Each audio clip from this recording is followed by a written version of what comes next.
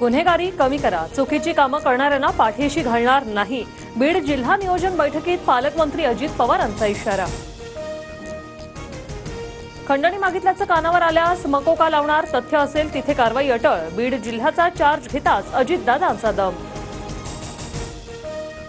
टीपीडीसीच्या बैठकीत सुरेश धस आणि बजरंग सोनावणेंची धनंजय मुंडेंसोबत बाचाबाची. 73 कोटींच्या बोगस बिलांबाबतची लेखी तक्रार द्या, अजित पवारांनी सुरेश धसांना सांगितलं.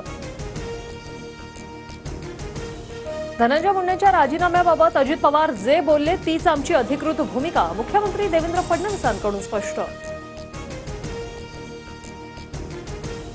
परळीतल्या राखेच्या विक्रीशी माझा संबंध नाही, राखेचे ट्रक झाकून द्यावे, प्रदूषण झाल्यास कारवाई करणार, पंकजा मुंडेंचा इशारा. जनतेनं मनसेला मतदान केलं पण त्या आपल्यापर्यंत आलंच नाही, गायब झालं. राजू पाटलांना अख्ख्या गावात एकही मत कसं नाही, राज ठाकरेंकडून विधानसभा निवडणूक निकालावर प्रश्नचिन्ह, ईव्हीएमवरही संशय व्यक्त. मनोज जरांगेंचं उपोषण स्थगित, आता उपोषण होणार नाही, समोरासमोर लढाई होणार. मागण्यांची अंमलबजावणी न झाल्यास मुंबईत आंदोलन करणार, मनोज जरांगेंचा इशारा. 40 लाख द्या आणि क्लास 2 अधिकारी बना.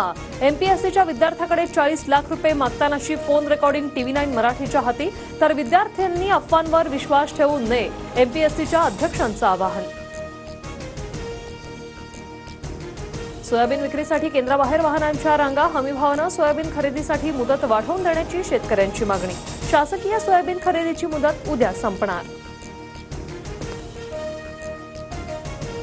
मुंबई विरुद्ध मेघालयाचा पहिला डाव 86 धावात संपुष्टात. वेगवान गोलंदाज शार्दूल ठाकूरची हॅट्रिक, पहिल्या डावात मुंबई 100 धावांनी आघाडीवर.